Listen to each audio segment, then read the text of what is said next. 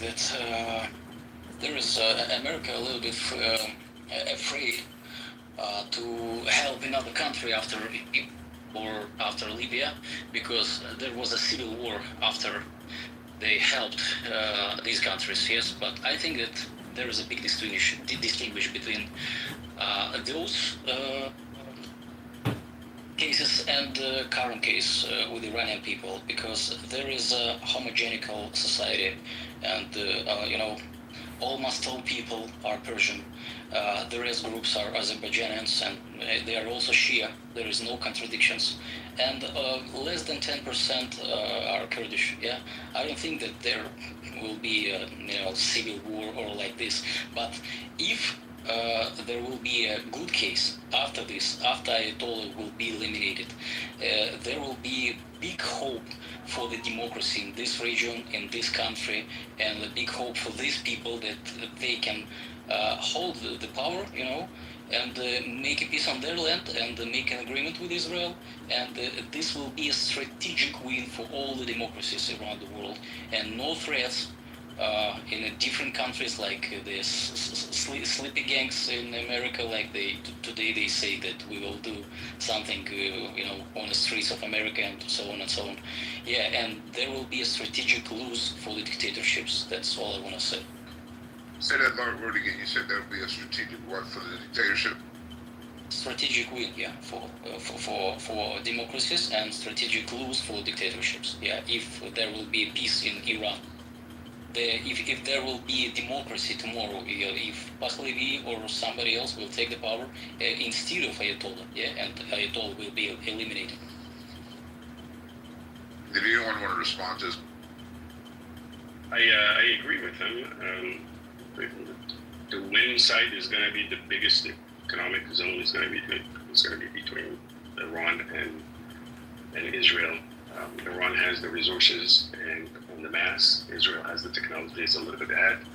And once these two unite, I think economically, it's going to be great for the region. And peace, of course. When you have something to lose, you're not going to engage in any wars. Iran right now has nothing to lose. That's why they pick at every. Rohan, you're still there. Rohan, you're still there, correct? Ro? It is pretty late this time. In a small way. Say it again? How we done? In a small way, yes. Okay, cool. Substantive. No. I just want to make sure, just in case I tapped out, that I know you and Paola, hang tight and make it happen. But I did have a question, though. Someone mentioned earlier about Russia and China, and they mentioned that Iran technically doesn't have any partners, and I think that person alluded to Cuba and some of the other regional players, right? China did send, from what I understood, some planes and support over to Iran. I hadn't heard anybody speak on that issue as of yet. Would somebody maybe speak? Basically, the question would be, what is China really going to do? Look, I don't have enough knowledge, honestly, to be able to speak about the subject, to be frank. What I do know is that China, before this whole thing erupted, for some reason decided to be able to stockpile Iranian fuel. And I have it on, I feel, a pretty reliable source that their fuel supplies are actually the biggest that they have been. They've maximized on the storage of fuel, which was gained from Iran. So this is beforehand, so it's actually quite strange. I also have learned that it was either Russia or China had actually been helping Iran and supporting Iran, but not verbosely, not. Because they were so fucking inept at their job. We were on the, it was on the news. It was a big deal. So sorry. Yeah. Thank you. It's crazy that your mom had to find a criminal and the cops couldn't do it, because it's so low IQ and something like He'll turn himself in. No, my mom found the guy who hit my dad. Yeah. No. Oh, wow. My mom found the guy who hit my dad. Of course, living in a fucking trailer park, meth head, derelict. Yeah.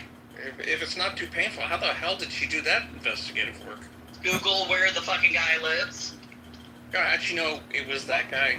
Bro, Because his name, he was driving a truck for a local company, okay? And if people saw it, there were witnesses. I Like, see. they knew exactly who they were looking for.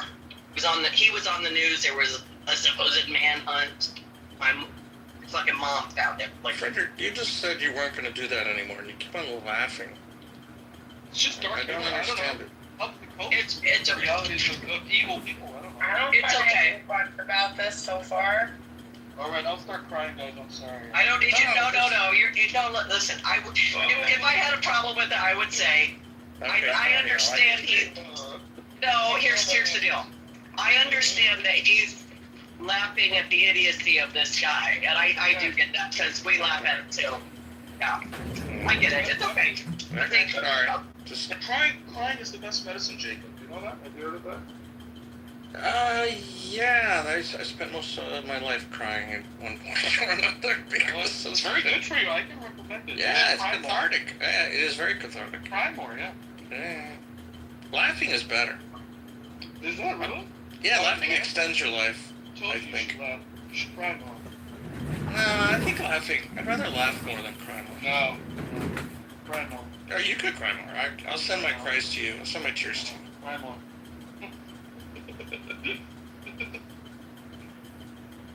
You know the people that you know are on drugs? Oh, gross. Are you on drugs, Philip?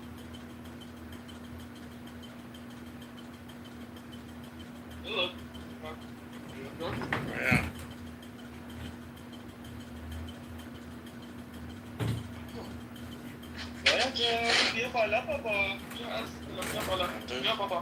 I am Bada Baba before you. Oh shit, Bubba's here. What's up, Bubba, Bubba? Bubba, they say Bubba, daddy is. What the hell does that mean? Dude, you keep on saying that. What does it mean? Does it mean anything in any language, or is it just gibberish? People, Hold on a minute. Brandon, say hi to everybody. Bubba. Good morning. Bubba. Good morning. Morning, Daddy. You guys So- meet during coffee?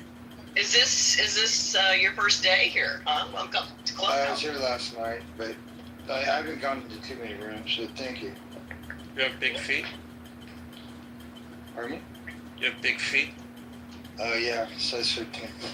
Holy shit. My ex-husband wore 14. It's really actually a pain in the ass trying to find Mm. dudes. Well, My now should stop at like my 30. You gotta order 'em. Yeah, it's pretty hard. Yeah, you gotta order 'em. You know, right? Yeah, you guys don't get to try anything on. I feel your pain. Not yet. Did you try using excessive amounts of lube? So what did you do? Well, that was big too, but eh, Oh. Are you digmatized too? well, I spent 25 years with yeah.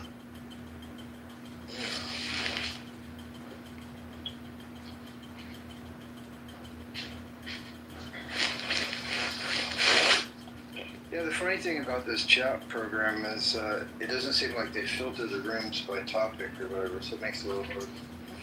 Yeah, there's no Well- search by topic. Here's how you're gonna find rooms that you want, Brandon. You're gonna have to make some friends.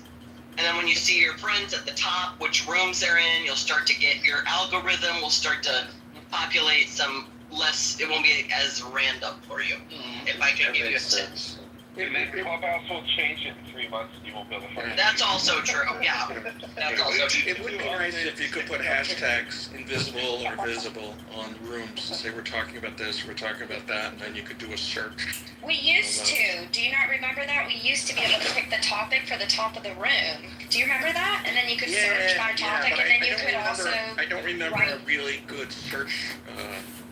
The search was not very good.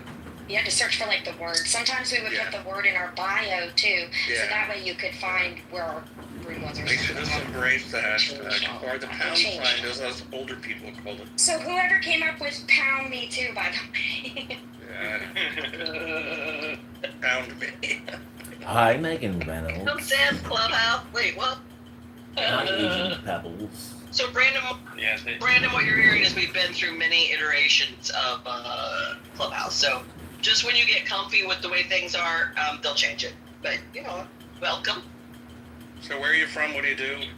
If you don't have to say exactly where you're from, some people don't like to do that. Well, I'm from California. I'm a security engineer for a tech company. Security what? Engineer. Security engineer. Well, that's okay. Those two words, I never hear it together. What does that mean? That means I make sure the network is safe and Oh, okay. A network people aren't security. doing stupid stuff. Okay. Like physical security. Yeah, it's all tied in with like copyright law. We're being streamed on YouTube again. Sorry, Brandon. We're being streamed on YouTube again, and the link is in the chat. Is there any way, Brandon, that you can get this creep off of this platform? I swear to God, you got. No, I would risk. Yeah, I'm the last person that's going to be like going around doing that kind of crap. Yeah, We're also being streamed live on Clubhouse. Yeah, but I bet the stream we're being streamed on has more viewers than Clubhouse. I seriously doubt it. 500? No, actually, you'd be surprised. There's only one looking at it right now. One at a time. Elena actually went there. I don't think you guys have any idea how many viewers. None at all. Yeah, well, he has like one or two, like five. No, Diakov, no. What? No, he's got multiple YouTubes. Yeah. How many does he have? What is the fear about this? He had a couple 100,000 on one. A couple? I doubt it. Yes. Elena showed us. If you think she's lying, you can take it up. If he had that many views, I think he would be a happier person. Honey, he's getting monetized. I don't think you understand. So it doesn't take much to get monetized on YouTube. It actually is one of the probably lowest thresholds. So he's getting monetized, and that's honestly why he does it. Oh, you have to have 4,000, so like 4,000 subscriptions to be monetized. Yeah, I think they might have it tied to subscribers where before they didn't. I started doing that as a hobby. I think it's pretty fun to do. I heard this guy wanted to run for Congressman. Not wanted to, is. Well, if you go to his Instagram, you can see his asshole getting sunned if you like that kind of shit. His asshole getting No, you can't. See, you took a picture of his butthole? Have you ever watched him? The fucking weirdo's in his underwear up. He's one of my best friends. That says a lot about you. Good morning, everybody. That's nice to see you Tuesday. They don't wish. Well, he's one of my best friends on Clubhouse, I would say. Hey, can I just ask a question? How many of you guys used your actual phone number when signing up for this? Yes. I did the first time. I tried with the Google You live and learn. You can do that. Well, I got banned my first account, so then I have had to use fake numbers ever since then. You know who got banned? And I tried to get him to use the Google Voice. Yermia, who was off the app because he got banned. What a bummer. Yeah.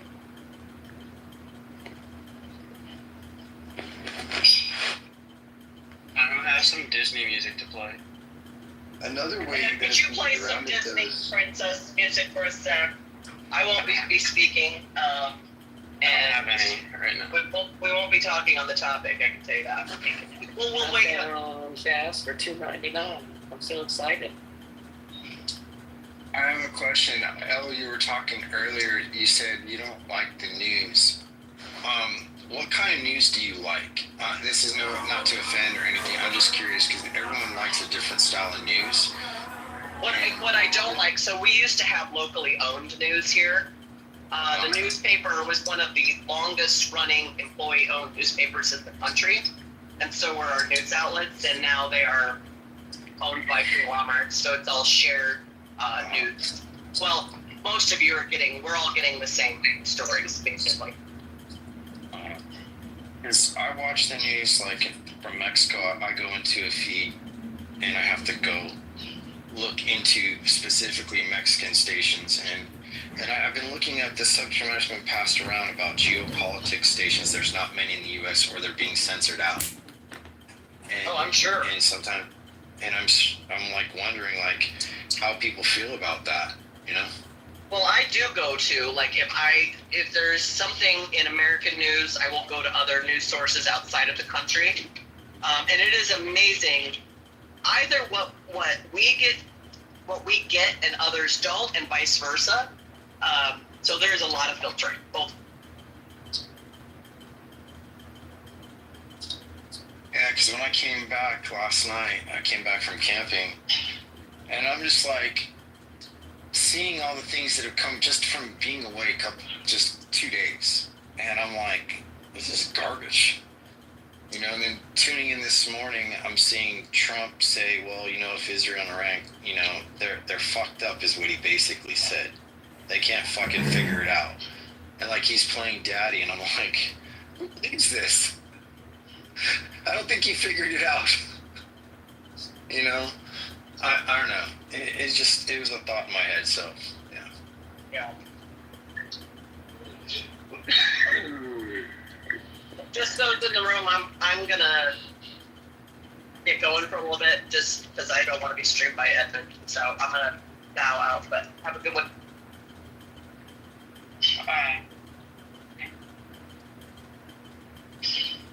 Oh, Edmund, just to get my name right, my name is Jason Barajas. You can also forward my YouTube station, and I would love your viewers to stop over because I would love to stir your minds up other than just listening to people on Clubhouse.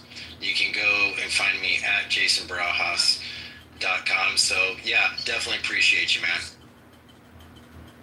Oh, breaking news. Is it John Kitover? John I believe his name is Kid Lover, I believe. John the Kid Lover. Kitover. He was just arrested, so this can't even... No way. He wasn't arrested. Was he arrested for loving a kid? It looks like it. All right, I'm going to look it up. John Kid Lover. Kitover. How are you spelling this? K-I-T-O. Oh, I know, it's Congressman John Kitover. He's in here with 2 accounts at the moment. Arrested? Living in 2 different places. Where does it say that he was arrested? It looks like he got arrested for being a pedophile. Where, can you put the link in the chat? I can't, I'm driving. Oh, so how, did you just look it up while you were driving? Yes. Okay, so where did you see that he was arrested? Are you just bullshitting? No, it's not bullshit at all. Okay. I just don't have the tactile ability to maneuver with my phone. Okay, well, I just looked it up, but I didn't find anything. I guess we're using, like, different internet algorithm or whatever. You must be using the outdated version. But, no, he actually messaged me. He said that he had a plot. I don't know if I should repeat it, especially with us being streamed. But I think you should. He got a plot to love a baby? no, worse than that. He actually texted me some plans of assassination. Oh, interesting. That's why he wants to be a congressman. He wants to get close and infiltrate. I see. I think I saw this too. I actually got a funny text message last night, Zach, that was actually sent to me from your mama. What'd she say? She said, love me long time. Will you? I will. All right. That's all I can ask.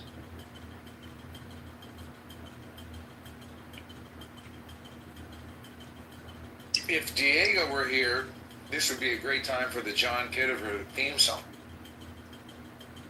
Have you guys heard the John Kitover theme song?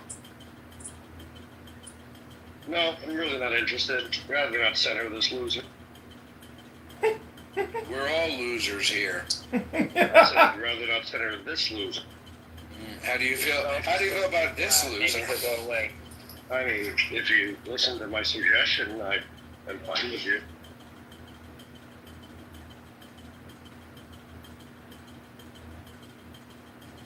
Thank you. Yeah, at the end of the day, that loser is ruining my room because people don't want to be reported. So he's basically a thief stealing our fun. He's your best friend. That does say something about you, man. If we just be quiet long enough, maybe he'll leave. He's also stealing little kids' virginity. I mean, that's proven, but I'm open. No, that was proven.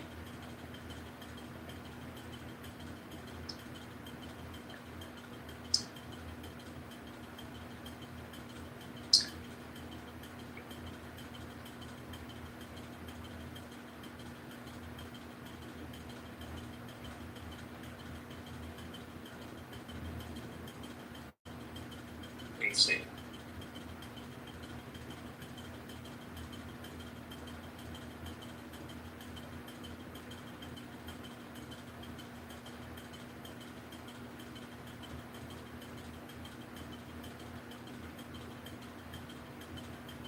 Oh.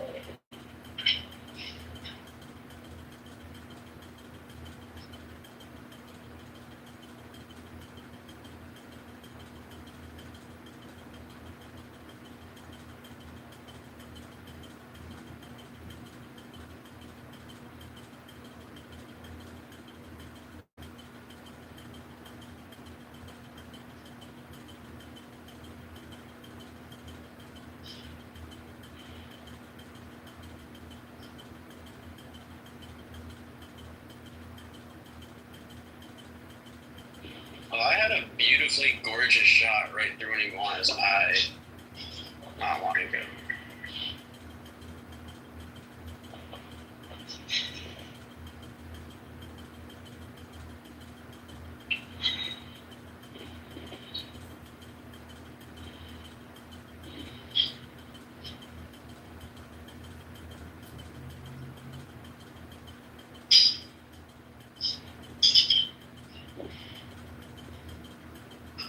Popped out the other side.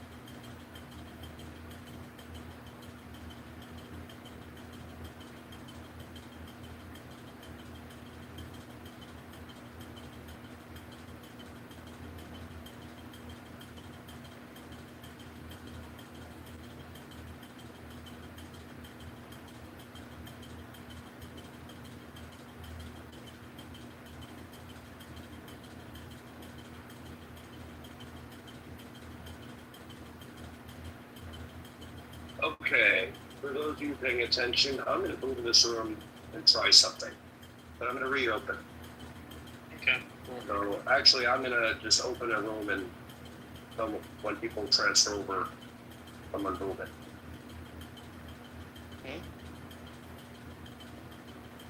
Good. He wants us to stay, and he said people should slowly transfer over and then close the room. Well, it's not that he wants us to stay, but he's just not going to close it. Yeah. As soon as I grab my phone, I'll move. But I'm going to give him a minute. Oh, was that in Times Square? Where are you in that photo? Yeah, it's Times Square. They had a summer solstice yoga at Times Square on Friday. Yeah. Was that the 20th? Yeah, it was Friday. It's like at 10:23 or something in the evening. No, it actually started at a... Yeah, and it started, but I meant the exact moment. Mine was from 3:30 to 4:30. That was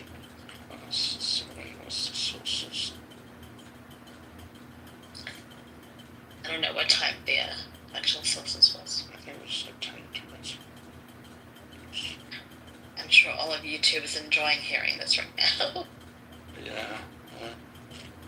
Oh, he's still here. 10:42 p.m. PM? Yeah, it starts on Friday, June 20th from 7:30 a.m. and it ends at 8:30 p.m. Muslim. Should I leave now? Yeah, sure. Who else? What is all that noise? It's someone who's Muslim, but we should just go there and go now. I'm Jewish. I'm Jewish. Come to the, I'm Jewish. I'm Jewish. I'm Jewish. Rohan, come to the other room.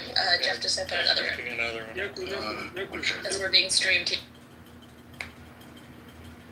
Well, he's a very, very smart. He's a very, very smart misfit.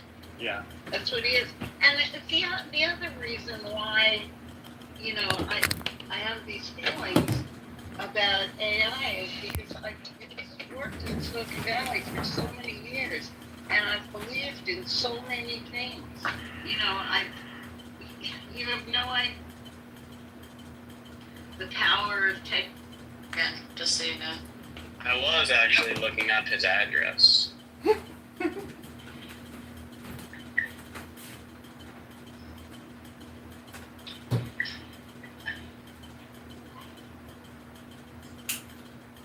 I'll find you.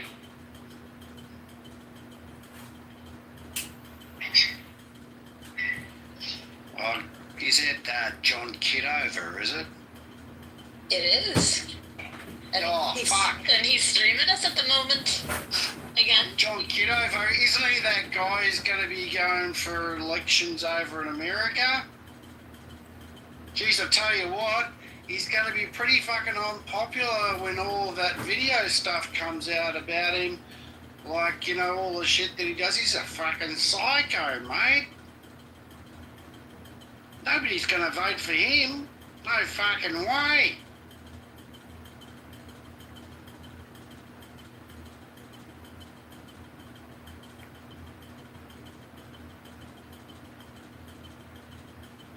What's the matter with that John Kitover dude? Fucking hell.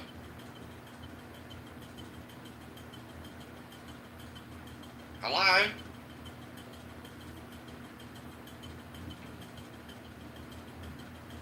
Oh, we hear you, and I have responses. I'm just choosing not to. Yeah, we're being streamed right now, Ro, so I think everybody's just being quiet.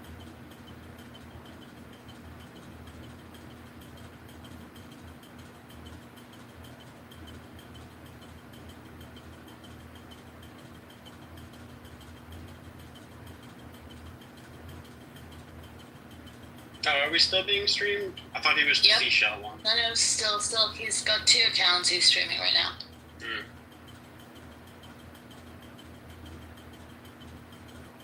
What's up with this fucking stupid John Kitover maniac? Like he hasn't got a fucking brain between his ears, you know? Donald Trump, you're fired.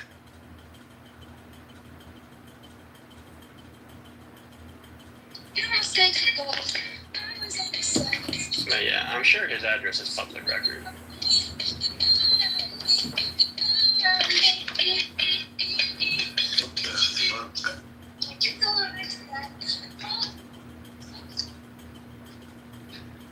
In this country, to worship success and money so much that I think it skews everything.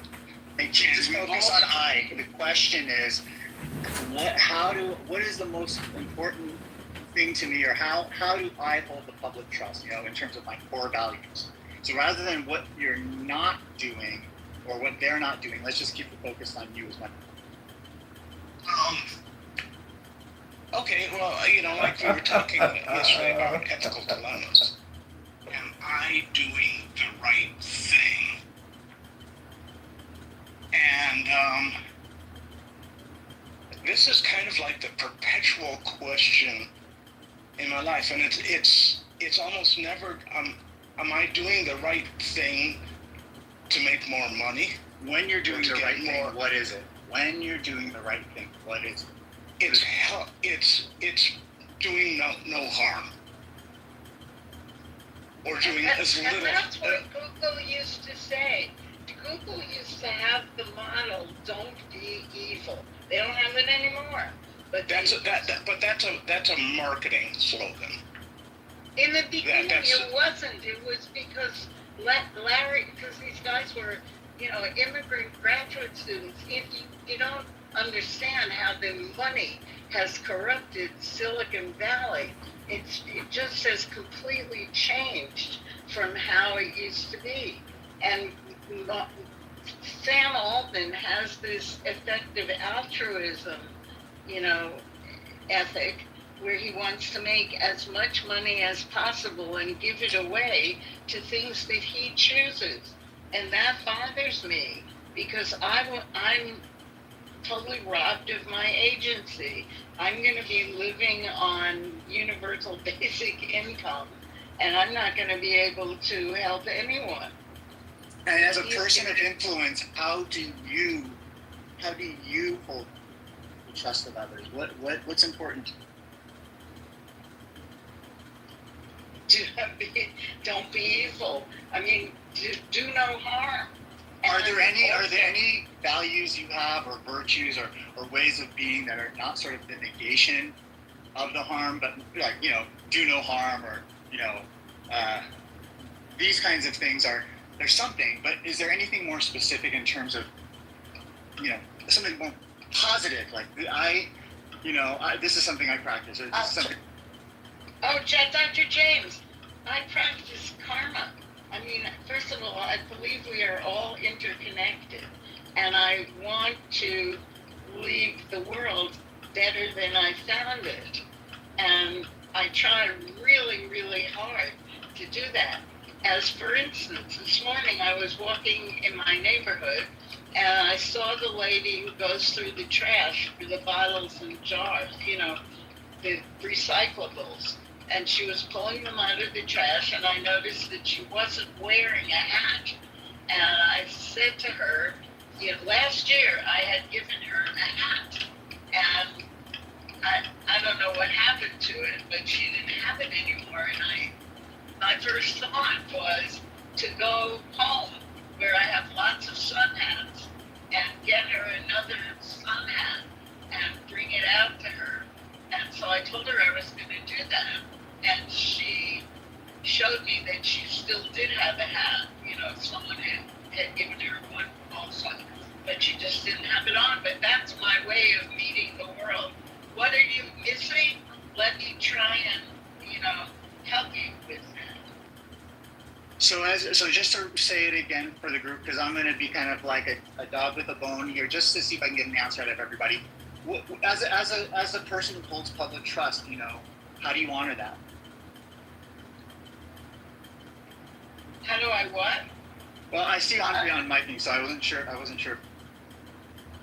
I'll take a stab at this, but it's interesting what this question is bringing up, because it's making me think about if I have to say it makes me think about myself, and I might share experiences or points of view, but I haven't really thought about this like this before. So here we go. Well, I think that I like to I always try to be as truthful as possible, and stick to the facts, because I don't. I can lean towards spin when it comes to really advancing an issue or I'm concerned about sometimes, but I try to stay as truthful as possible and honest. In my choices for what I do in the world, it has consistently been focused on actions or programs or activities that are trying to make life better for more of us, in ways that I believe are possible or strategic or efficient. And I try to do it with, for me, through the experience that I've had in the world, living around the world, and I've had a lot of grassroots experience and exposure to leaders, some of them world leaders, some of them religious leaders, some of them business leaders. And I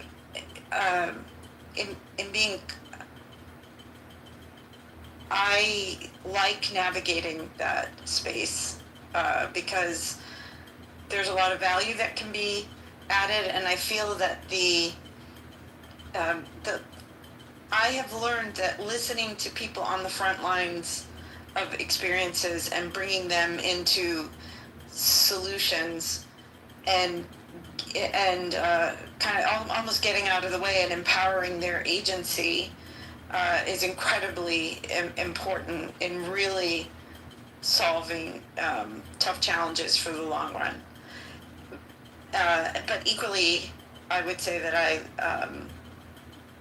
where as much as possible, I try to walk in the world with kindness on a day-to-day basis with people around me. Looking, it feels like sometimes you're in either the global south or the south of the United States, where I have not spent a lot of time, but I believe in trying to look people in the eye, smile, and really connect with people around you in this digital age. And then finally, results matter to me, so I like to try to focus on results. I only do things that I believe I do things for fun, but that are important. And I think always trying to find joy, because especially in these days where we are really dealing with lots of conflating challenges in the world that are complicated and challenging, and I just try to focus on also making sure that the resistance of joy to fuel you for moving forward. I have more thoughts. I do like innovation. I do like innovation, and I believe that people who start businesses are the engine of the economy, and that you can really lift up a lot of people if you are a successful business person. So I'm not anti-business. I'm not necessarily anti-big business or even anti-billionaire, because I don't believe groups are monoliths. But I believe that I think I fundamentally like to work on balancing the distribution of power in our world, so that we can save the planet and ourselves and the other species we inhabit the world with. So that's enough for me. Was that enough for you? That was amazing, Andrea, and I mean, outside of all of the wonderful details you shared, because I think it's really helpful sometimes for, especially after talking for the first 40 minutes about such a kind of dark and, I don't know, kind of unnerving topic, right now, to me at least, to be able to sort of counterbalance that with, so how do we live in a way that is kind of the antidote to that? And so what I heard you talk about was kind of a congruent form of integrity, you're talking about living out your values in your personal life, but then how those also are things you practice in the public sphere. And I think that's really important. I think somehow the notion of someone who's constantly, who's kind of one person in every space, so that's impossible in the concrete literal, but to have some kind of core modus operandi that, guides you, that, gives you direction, having a moral compass, I think is really important. And regardless of necessarily what the values are in particular. And yeah, so that is actually kind of what I was hoping to hear. I don't know, Marshall, if you have something you wanted to share.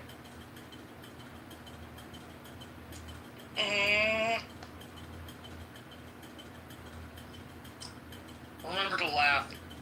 So as a keeper of public trust, you remember to laugh.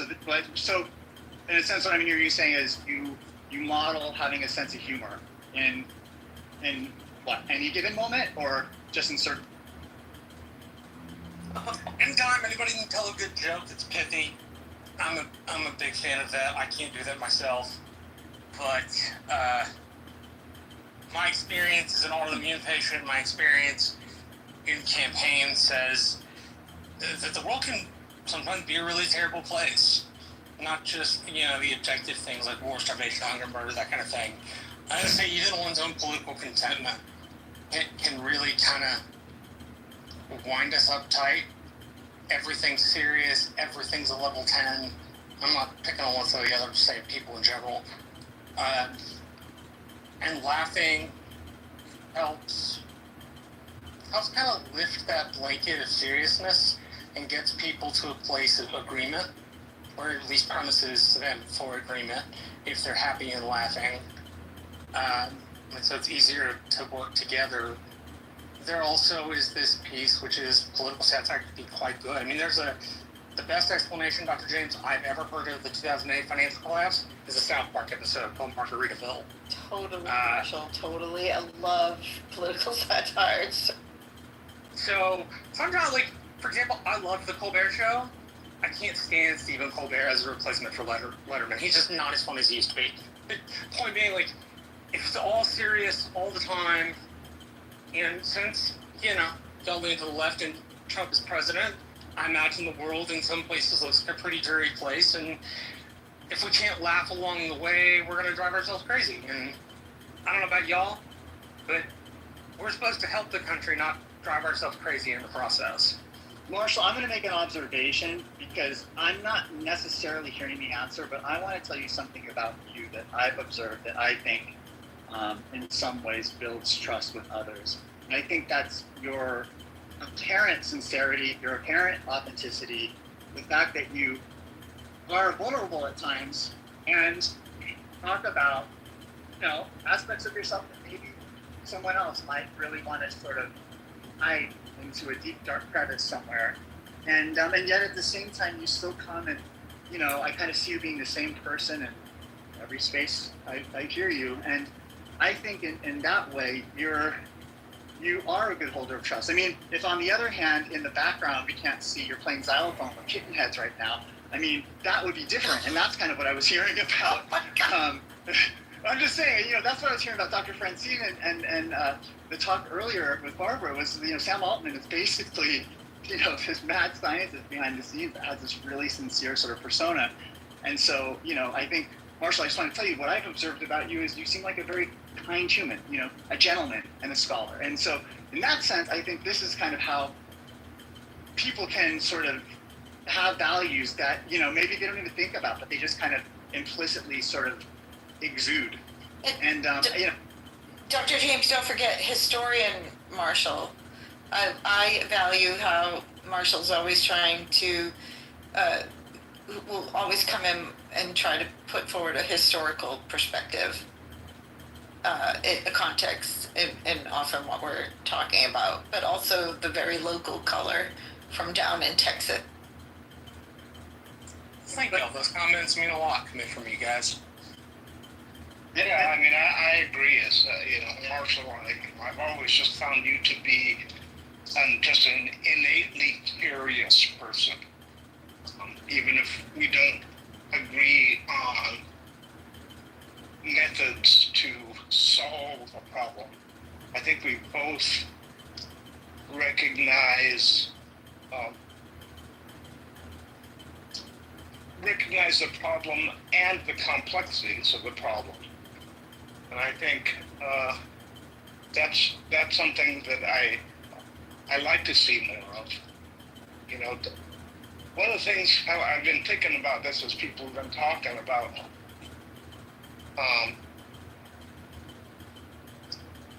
do we want a savior? Do we want somebody to save the industry or to save the republic or to?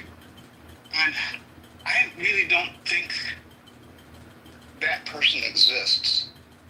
I think that there's effective leaders, but they aren't saviors. They're people that can ask the right questions, and you know, I always kind of wonder in my own life, am I trying to be a savior, or am I trying to be or am I trying to be a partner? And you know, I often wonder that, because sometimes I go, well, I have the solution to this person's problem, when I might not really understand their problem, and I will offer them a solution before really understanding what the problem is. That's more crowdsourcing ideas and solutions. Right. No, but yeah. You know, how am I motivated by, you know, how am I motivated by, you know, wanting to be a savior, you know, sort of more than knowing how I can actually be helpful. And But this is a quite. It's interesting. It's interesting because this notion of holding public trust doesn't mean always that you're solving other people's problems, right? It's also having the humility, as Rick pointed out, and as I was mentioning earlier, hard-learned lessons over the years of people who've worked on programs and thrown money at issues to fix things, but they never consulted communities. And I feel in a way we've been living through a bit of that here in America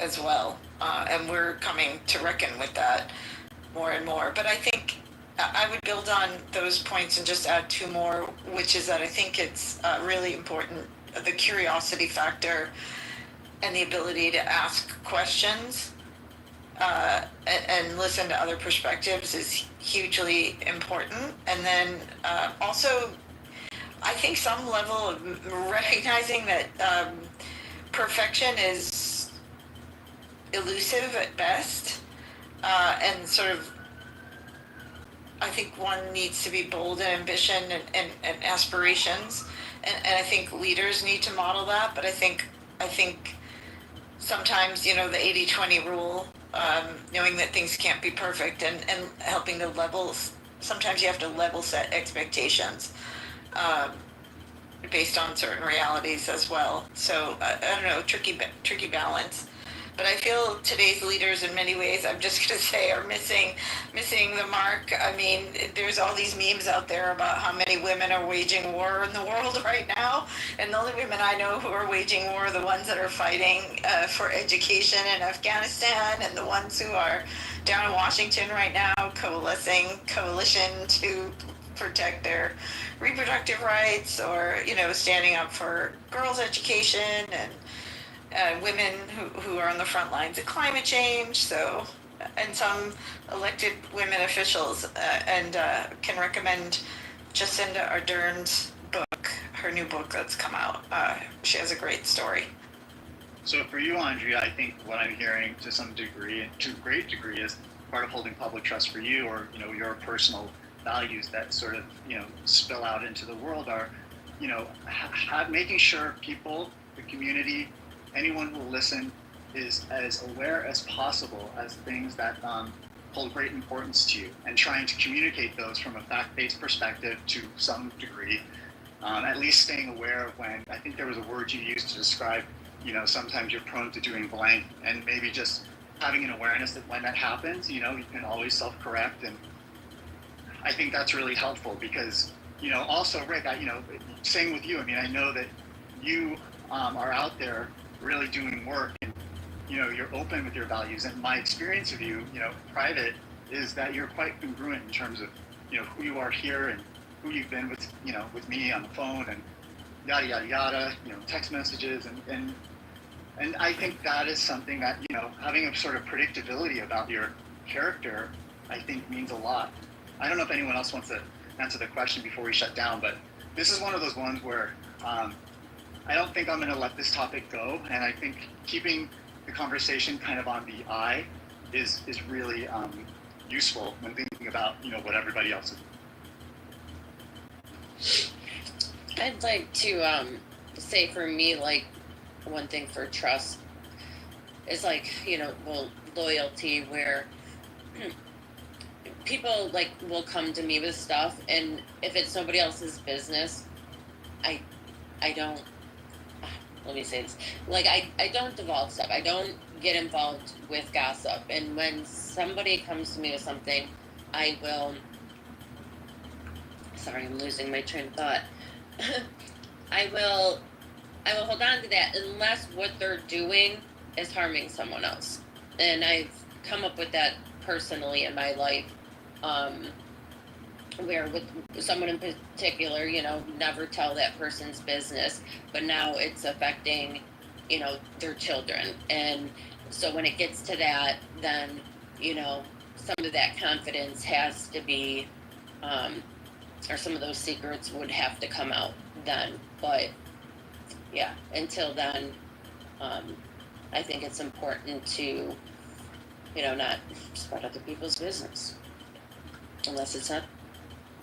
Well, David, you're the last person here who hasn't spoken. If you want to say kind of a hello and a goodbye, and then I'm going to shut the room down. Sure. I just got in pretty late, so it's kind of none of my business to say anything. Everyone. Yeah, I mean, that's okay. I respect that. Okay, well, I think today this is just kind of a nice, gentle moment to shut the room down. If anyone has any final, just a word or a sentence, feel free. Let's say 10 seconds of silence. Now I have 10 more questions to try to answer today. Yeah, that's one of the things I like about this room. It always gives me good questions to try to answer. And most of the time they're not easy questions to answer, and I don't even know if some of them have answers. So it's, that's one of the things I really find helpful about this room, is it does motivate me to look inwards rather than outwards to solve problems, even though I know that there's a lot of things I can't control on the outside. But it's a good one. So appreciate it. Thanks, Rick. And I just wanted to share really quick that, psychologists who are at APA accredited schools are required to do minimum 1 year of personal therapy because of the propensity for people who are prone to being caregivers to also have, you might even say, other motivations yet to be discovered for why they want to do what they do. And, I think there is something to that process of introspection, just to, it's not that we can change everything about ourselves, but there are things about us that it's, maybe are just out of our awareness, and they can be helpful, having people you trust giving you feedback about those things and doing your own kind of self-reflecting on it. And I think that makes for, a leader or someone who's has sort of the public trust. I think it's a way to build more trust, and I think it's helpful, to just have the ability to introspect and consult and all of that. So I appreciate the time you spent today too. Thanks, everyone. Anyone else have any final thoughts? okay. Ben's room is probably already going right now, and you know, it's crazy out there on the clubhouse street, so be careful.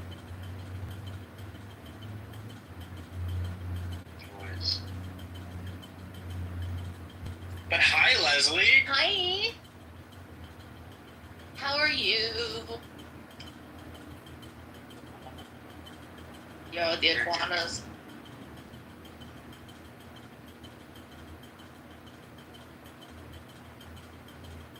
Yeah, I'm creeping up on some right now. Well, that. Oh, sure. He's back. Yeah. You're missing Joel.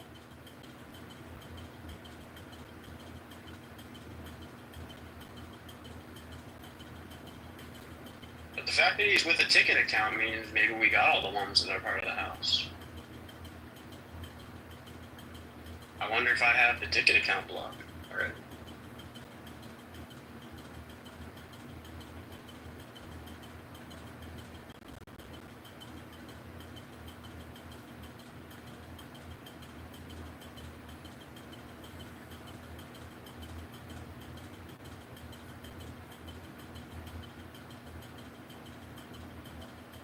Oh, this iguana is lucky. If he was 5 feet closer, I'd get him. But he's on private property, no trespassing. There's 2 of them. I might just get him anyway.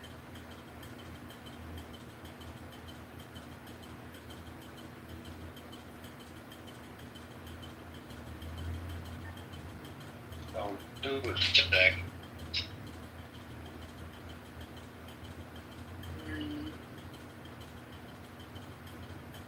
To be honest, I'm not even sure how this would be private property. This looks like I'm in private property right now. This appears to be public land once I leave this private property. I don't know whose property this would even be. If it's the city's, it's public.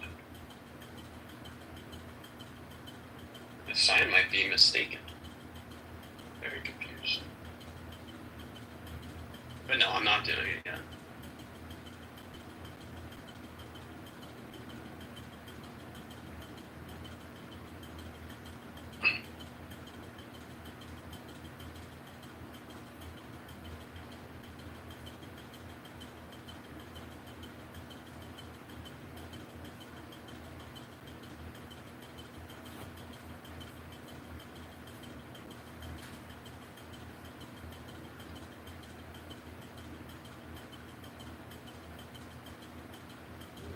Oh, it's a golf course.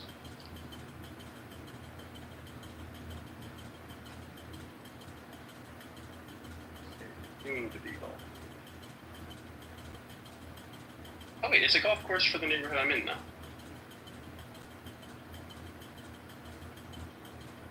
I'm gonna assume this is okay.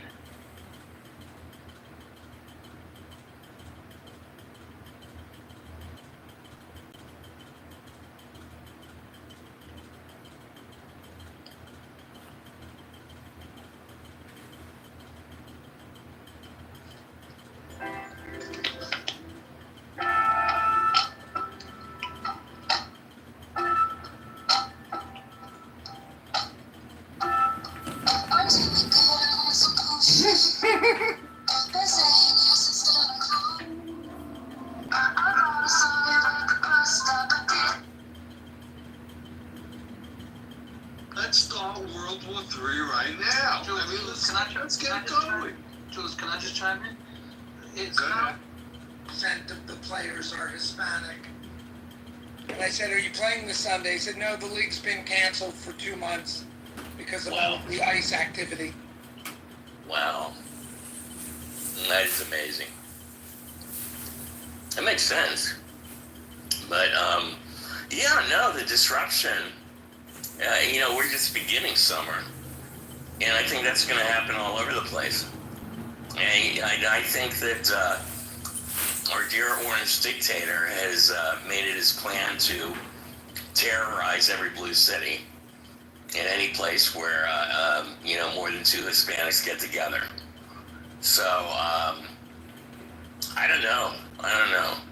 Steve, do you think, there's a law they're trying to pass that will force ICE to unmask that'll make that masking illegal. Do you think that has a chance of passing and staying in place? Is that Congress that's trying to do that? No. I think it's California is doing it. Oh, it's I think it's California. Yeah. I think that's going to be tough. I mean, I'm sure I assume it's a law that doesn't just apply to ICE, but applies to law enforcement generally. I think it's law enforcement generally. Yeah. Yeah, that's tough. My guess is, if push comes to shove, a state law, can't tell the feds how to do something.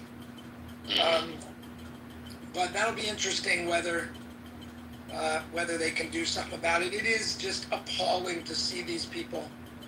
And I'm going to say, I mean, I know there was the one awful example of the murderer in Minnesota who was, masquerading as a law enforcement officer. Yeah. I got to believe there's other examples of this now, because these guys, they're wearing fatigues, their faces are covered. Yeah. It's pretty easy to pull off that look. Oh, they're already selling ice jackets, that have ice that mimic the ones that they're wearing. Jesus. And they're already doing it. So there could be total gangs pretending to be ice people, just rampaging all over. Yeah, so that alone should be a reason to make it illegal. Yeah, I think it's going to become an issue. And of course, harassing people, but also just committing other crime, just robbing people, whatever.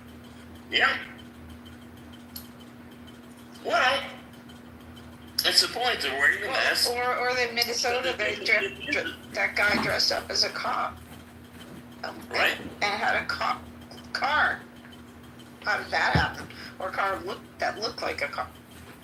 The one who shot the state lawmaker, sorry for more context, the one who shot the state lawmaker, Hortman, who was an alum of the Kennedy School, and